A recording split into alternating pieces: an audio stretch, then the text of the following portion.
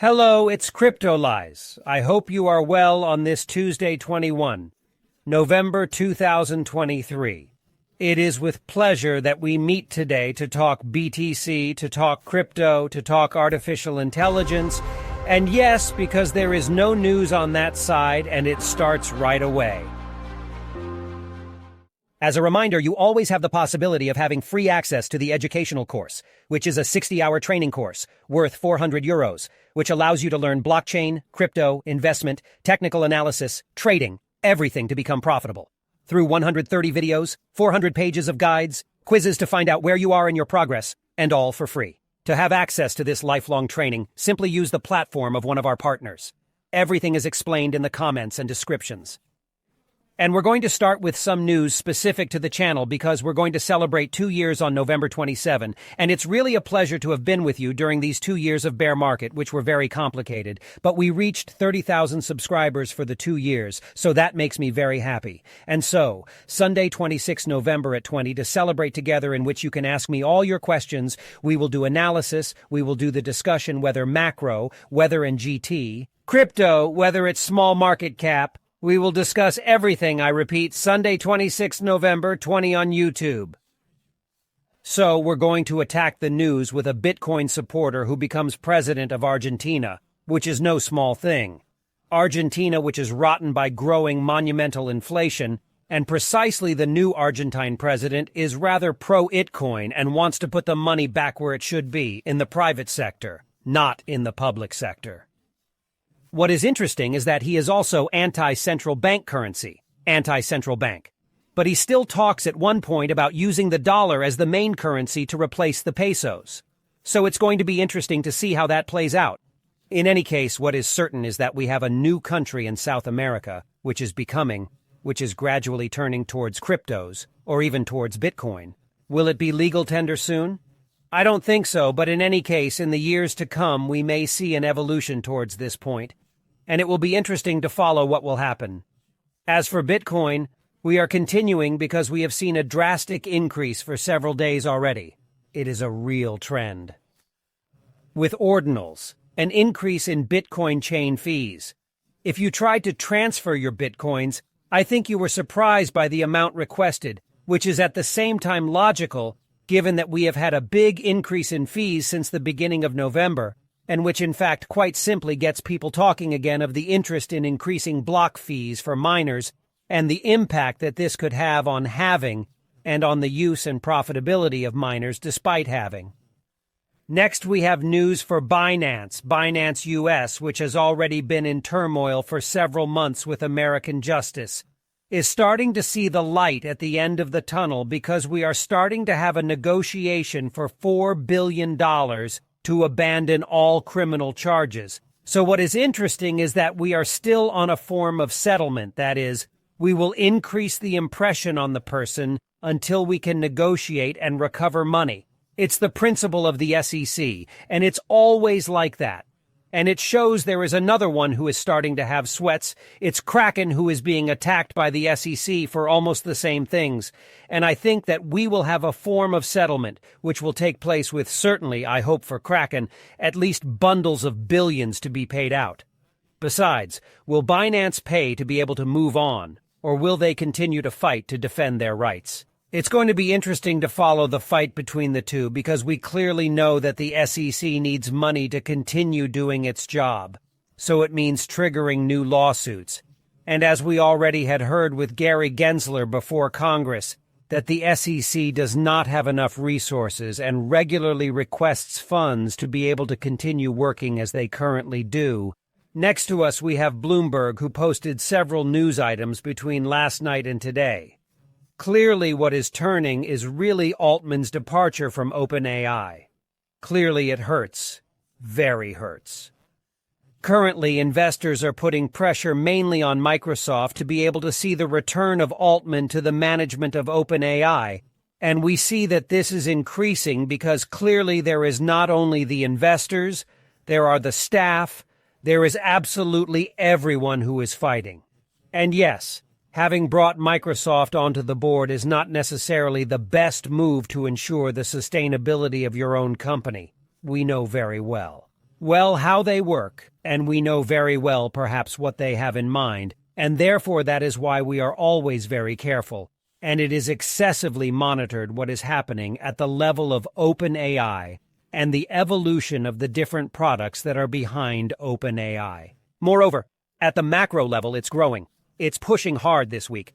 We are in the process of validating what we had determined a little bit in the weekly, in which we are in the process of validating an upward acceleration. I thought we were going to have something a little calmer this week. That's not the case, despite the fact that we don't have too much news. We're heading towards a Thanksgiving, which is going to be really in the green. The Nasdaq is also growing. And to really break its top, it is even possible that at the monthly level we are closing above this level. There we will have a very, very strong signal at the Nasdaq level. Oil. We are in a form of consolidation, so there is nothing new. We are really in this pricing zone, which is between two waters, between generally the producing countries and the consuming countries. The DXY continues to sink to look for the rather classic 102 target. And in terms of BTC, we had a small acceleration yesterday, but it is relatively weak, which comes into the notion of consolidation here. We see it clearly when we look at the weekly level here at the total index. We see that we are really on a candle which is totally crushed. So we are really in between. The volume, we can clearly see that we have a small reacceleration, but it is relatively weak. Clearly, when we look and start to zoom in, we can see that there is almost no movement. We are still in this work zone. And when we continue to zoom in, we really have the focus in place of this range, which we have had for a few days now. 38,000 up to 35,000, which for me, and the interesting zone in which we will oscillate for a certain time before having new news for be able to start either upwards or downwards. For me, what is interesting to see is that we are going to retest the top of the range, so once again we are going to see the reaction we will have on the 3,800. And we can clearly see that we are still in the same typology of construction. We build liquidity, same style, which we have experienced here. We have a strong acceleration. We liquidate a part, and then we accelerate again to reconsolidate. Same. It is possible to have something like that. Reacceleration, hop, and something where we will potentially have an input to fetch what? The lower part. Once again, we are careful because wearing shorts in this type is really not recommended. We have a pressure that is bullish, so that implies that we are going to look for longs, and we are not going to look for shorts as long as we do not invalidate this movement. We are in a bullish flow, so we are accompanying the flow which is much more positive. So that means that we will have to be patient and simply wait for us to come back and retest the 35,000 here to accompany after the course in this top here. As long as we do not have a retracement, we are not simply going to look for something else.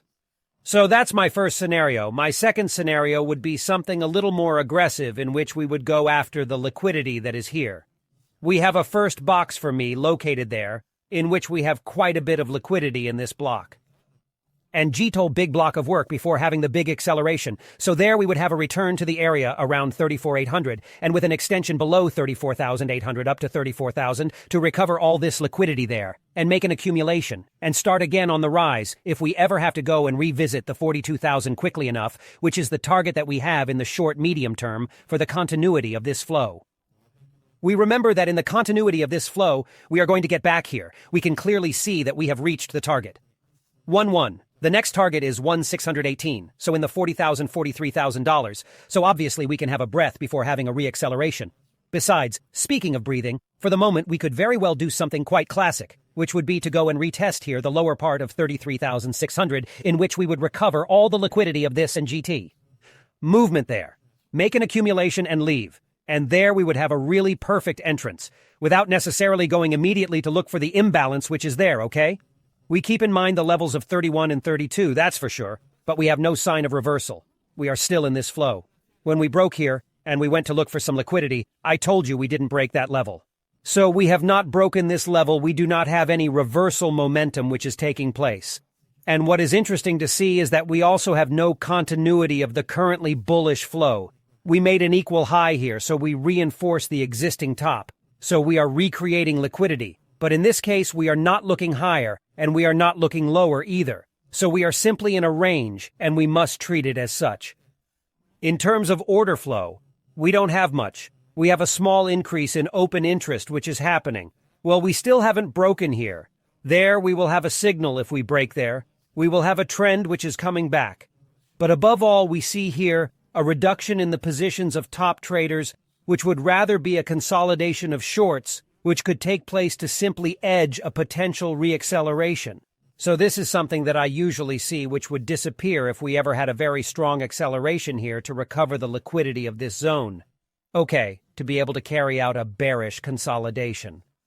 It is obvious that either we are going to re-est here to reconsolidate, or we are going to do a little bit to look for liquidity. We break, we do that, and we validate, we do a re-est. There we really have a classic setup for range trading, and therefore that would validate the fact that we would be in a classic range.